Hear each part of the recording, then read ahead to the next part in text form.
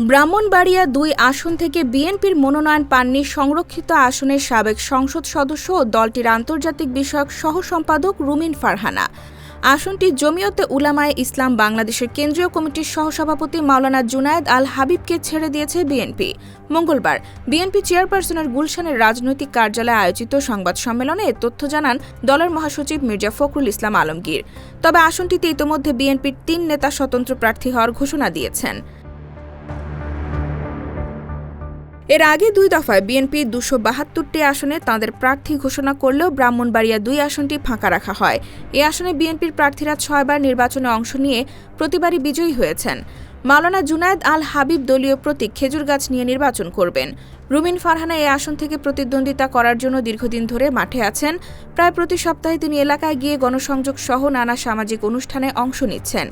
মাঠ পর্যায়ে দলীয় নেতাকর্মী, সাধারণ ভোটার ও নারী ভোটারদের কাছে তার জনপ্রিয়তা বেশি বলে দাবি তার সমর্থকদের।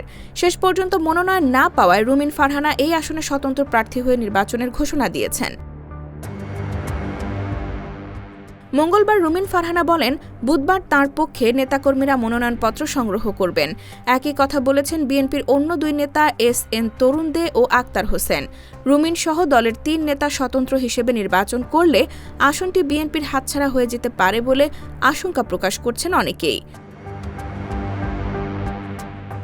IBTV USA, new York.